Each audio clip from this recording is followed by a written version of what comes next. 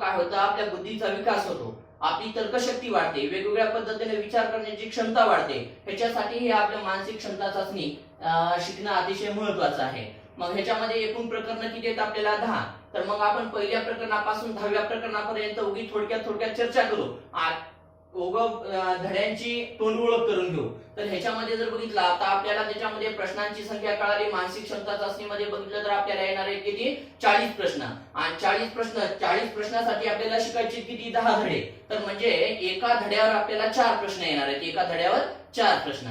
मग असं जर बघितलं तर आपल्याला एकूण किती 10 धडे शिकायचे. त्याच्यामध्ये जर पहिला धडा बघितला आपण तर पहिला धडा आहे बुद्धिमत्तेचा गटातील वेगळी आकृती ओळखणे. ह्याच्यामध्ये काय केलेलं असतं विद्यार्थी मित्रांनो, तर ह्याच्यामध्ये काय 4 आकृत्या दिलेल्या असतात. 4 आकृत्या आणि 4 आकृत्या देऊन त्याच्यामध्ये काय करायचं आपल्याला 4 आकृत्यांपैकी 3 आकृत्या कोणत्या तरी बाबतीमध्ये सारख्या आहेत, समान आहेत, कोणताही संबंध असतो त्यांचा काहीतरी सारख्या असतात. त्या 3 आकृत्या कोणत्या तरी सारख्या आहेत आणि एक आकृती मात्र निराळी आहे. अशा निराळ्या आकृतीचा पर्याय क्रमांक आपल्याला काय करायचा शोधायचा. याच्यामध्ये पहिल्या धड्यामध्ये गटातील धड्याचंच नाव आहे आपल्या गटातील वेगळी आकृती ओळखणे. म्हणजे याच्यामध्ये 4 आकृत्यांचा एक गट दिलाय आणि 4 आकृत्यांचा एक गट देऊन त्याच्यापैकी 3 आकृत्या कोणत्या तरी बाबतीमध्ये सारख्या आहेत आणि एक आकृती वेगळी आहे. मग ती एक आकृती जी वेगळी आहे ती वेगळी आकृती आपल्याला ओळखायची. मग त्याच्यासाठी काही उपयुक्त टिपा दिलेल्या आहेत. त्या उपयुक्त टिपा वगैरे आपण ज्यावेळी धडा घेणार आहोत त्यावेळी मग तुम्हाला आम्ही सर्व या ठिकाणी डीप मध्ये त्याविषयी तुम्हाला शिकवलं जाईल. त्याच्यानंतर आपण पहिला धडा झाल्याच्या नंतर आपण जाऊ दुसऱ्या धड्याकडे.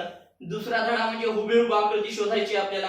सेम टू सेम अतिशय सोपा धडा आहे. फक्त काळजीपूर्वक ह्या धड्यामध्ये काय उपयोगाला येतं तर तुमची निरीक्षण शक्ती कामाला येते. कशी कामाला येते तर ह्याच्यामध्ये काय करायचं आपल्याला, ह्याच्यामध्ये धड्यामध्ये काय केलंय तर एक प्रश्नाकृती दिली आहे आणि 4 उत्तराकृत्या दिल्या. एक प्रश्नाकृती आणि 4 उत्तराकृत्या. मग ह्याच्यामध्ये काय असतं तर जी उत्तराकृत्या 4 उत्तराकृत्या दिल्या तुम्हाला, ह्याच्यामध्ये तुम्हाला प्रत्येक प्रश्नाला 4 पर्याय क्रमांक दिलेले आहेत.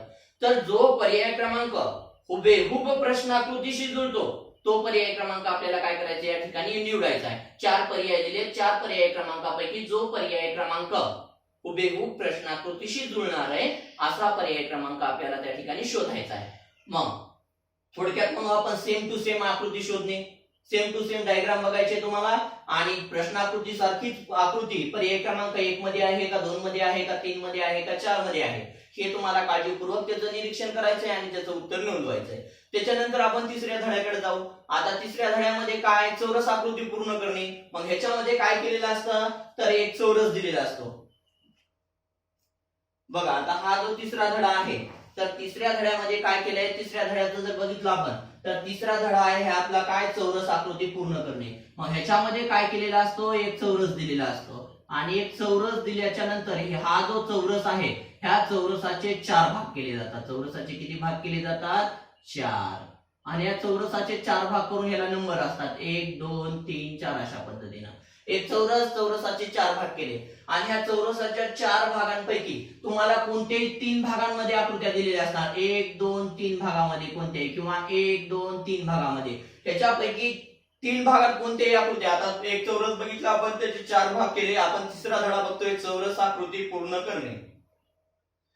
त्याच्यामध्ये 4 भाग केले. 4 भाग केल्याच्या नंतर ह्याच्यापैकी 3 भागांमध्ये कोणत्याही आकृत्या दिलेल्या असणार आहेत आणि एक भाग कसा असणार आहे रिकामा असणार आहे. मग जो भाग रिकामा आहे तो रिकामा आता ह्या 3 भागांमध्ये ज्या आकृत्या दिल्या त्यांच्यामध्ये एकमेकांचं काहीतरी घेणं देणं आहे, एकमेकांचा काहीतरी सहसंबंध आहे.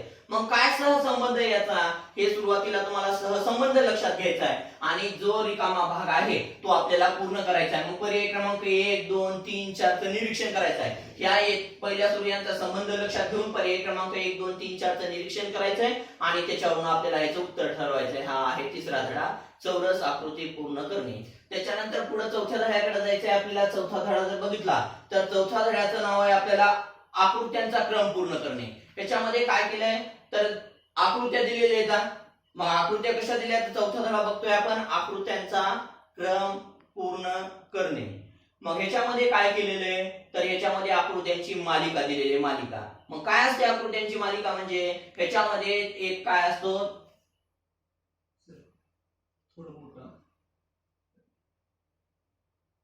ह्याच्यामध्ये एक असा आकृत्या दिलेल्या आहेत.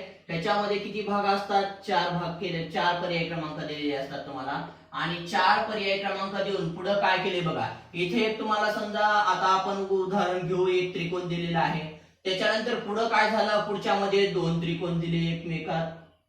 त्याच्यानंतर आता पुढे काय होणार आहे, ही पहिली आकृती होती, तुम्हाला आकृत्यांची मालिका बघतोय आपण, ही पहिली होती, त्याच्यानंतर 1च्या 2 झाल्या, 2चे आता किती त्रिकोण होणार आहे त्याच्यामध्ये?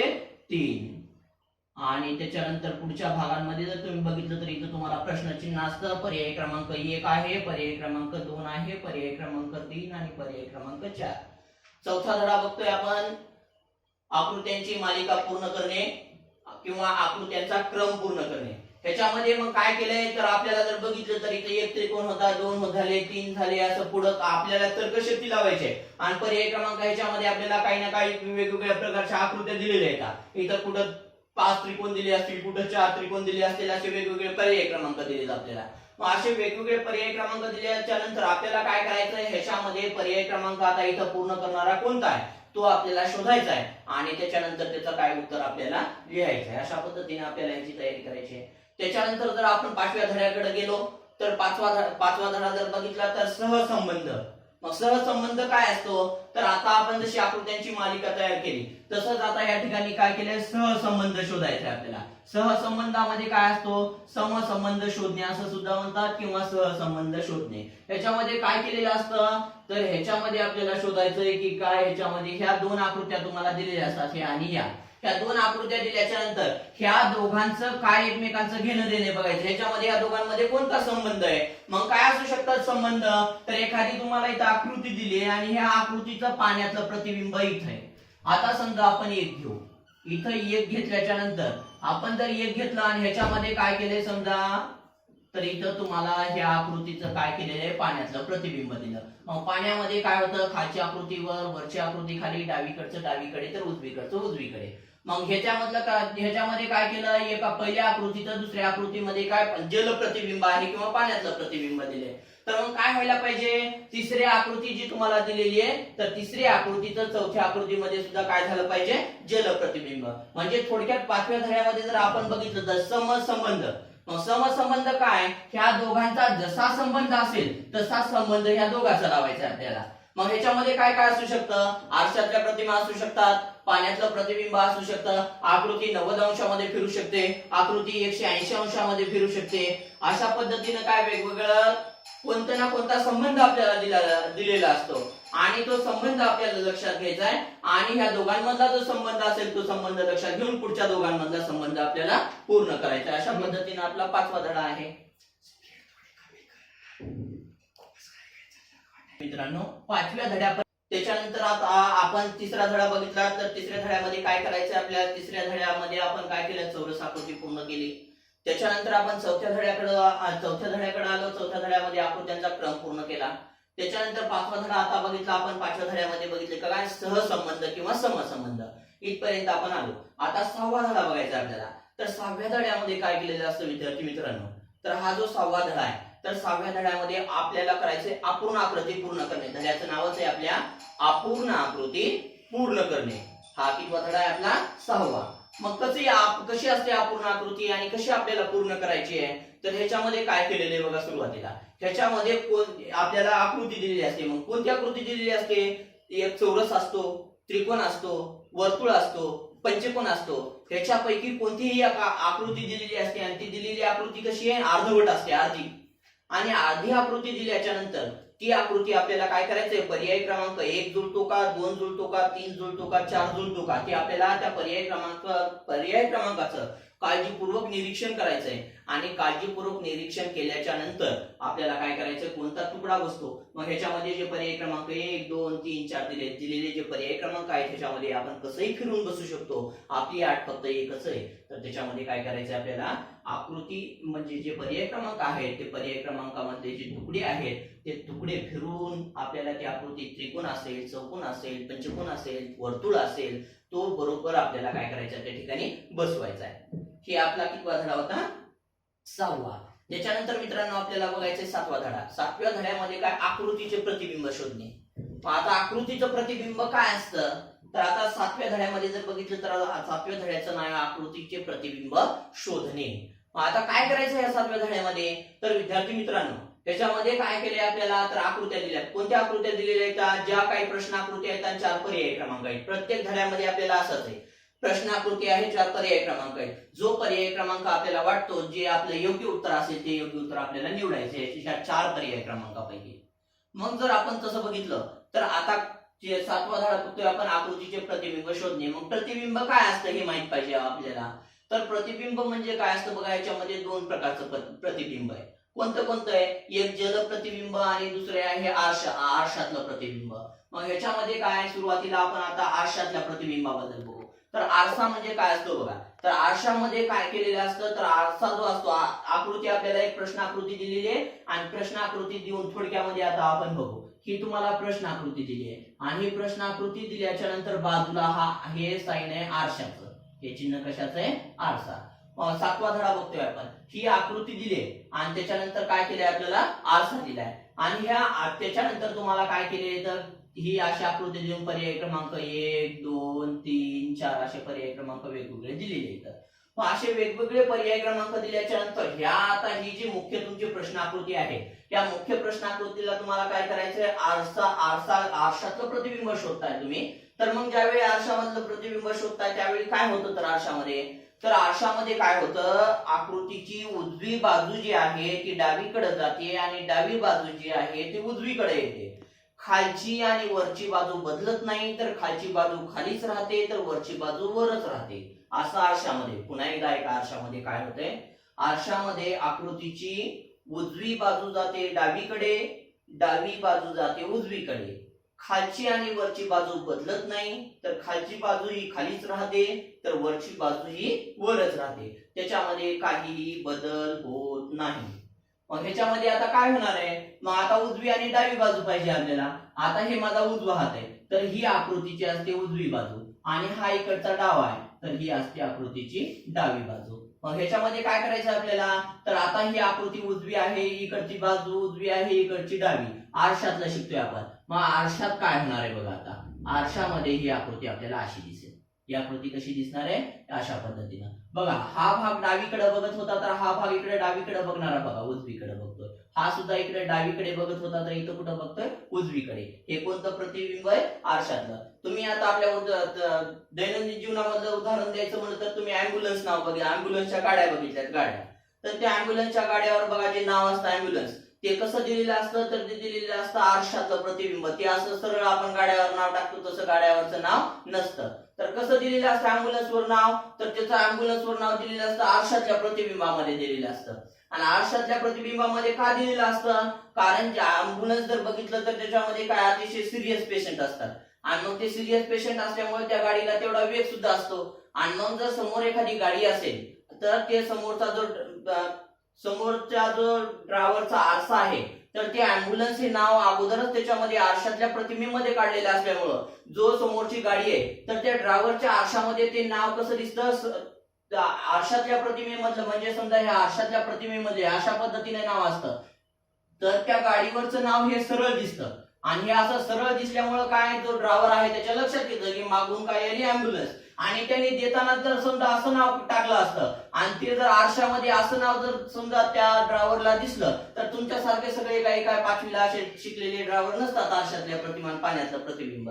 तर त्याच्यामुळं मग काय, त्या ड्रायव्हरची अडचण होऊ नये म्हणून काय केलेलं, त्या अँब्युलन्सवर अशा पद्धतीने नाव टाकलेलं असतं आणि त्या आरशामध्ये त्यांना सुलट दिसतं. आरशातल्या प्रतिमेमध्ये नाव टाकलेलं असतं आणि आरशातल्या प्रतिमेमधलं नाव त्या ड्रायव्हरच्या आरशामध्ये कसं दिसतं, सरळ दिसतं. आणि सरळ दिसल्यामुळं मग काय होतं, तर त्या ड्रायव्हरला लक्षात येतं की मागून अँब्युलन्स गाडी आली आणि त्याच्यानंतर ती गाडी साईड देते आणि ती अँब्युलन्स समोर निघून जाते. मग आरशामध्ये काय होतं, तर उजवी बाजू डावीकडे जाते, डावी बाजू उजवीकडे, खालची बाजू खालीच असते तर वरची बाजू वरच. अशा पद्धतीने आरशामध्ये काय आपल्याला दिलेलं असतं.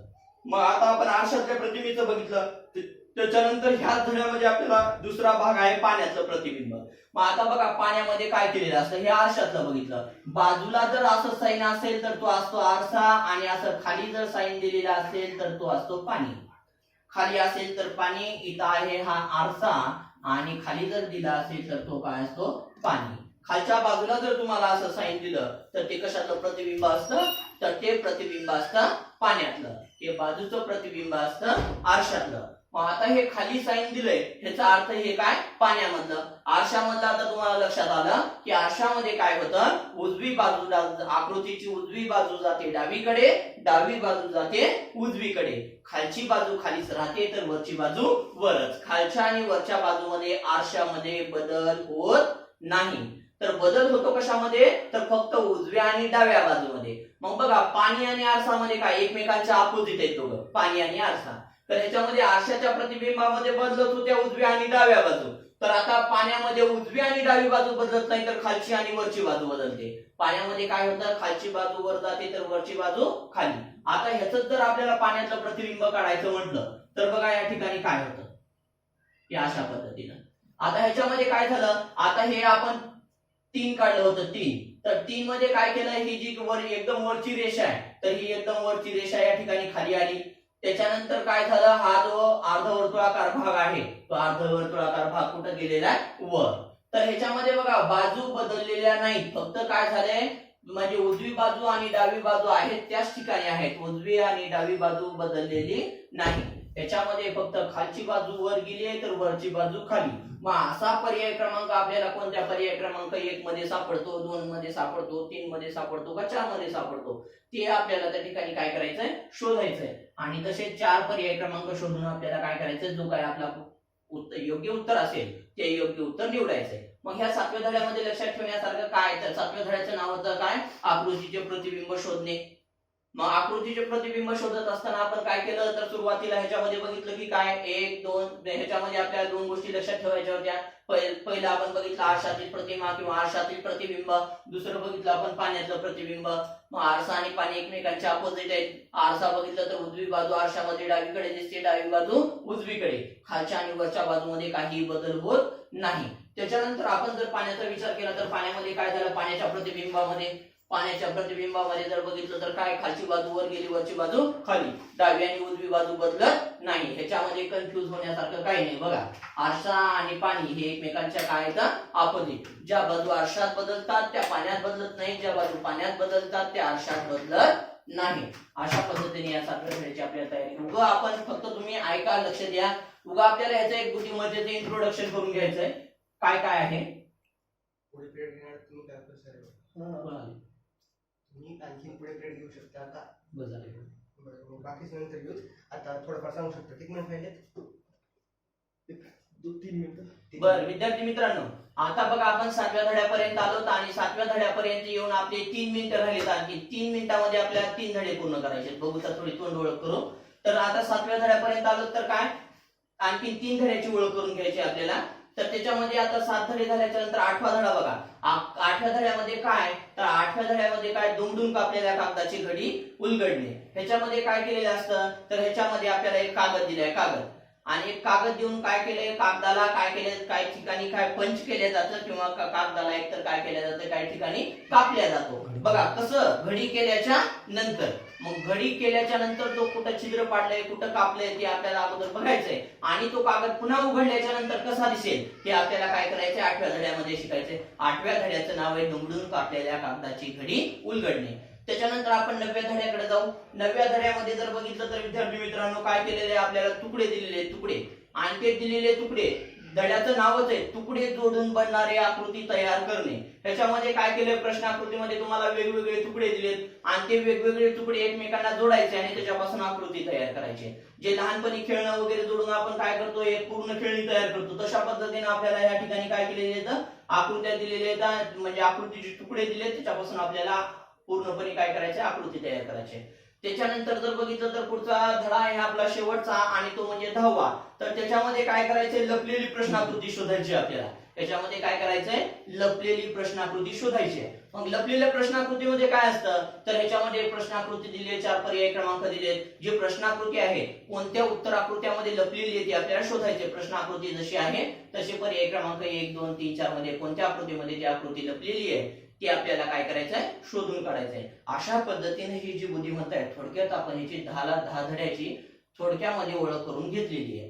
तर ह्याच्यामध्ये अशा पद्धतीने आपल्याला हे पूर्ण 10 धडे, आता उगा आपण दोन ओळख करून घेतली, हे आता हळूहळू आपल्याला हे पूर्ण 10 धडे शिकायचे. आणि जे आपल्याला बुद्धिमत्तेचे जेवढे काही प्रश्न परीक्षेला येणार आहे त्या प्रश्नामध्ये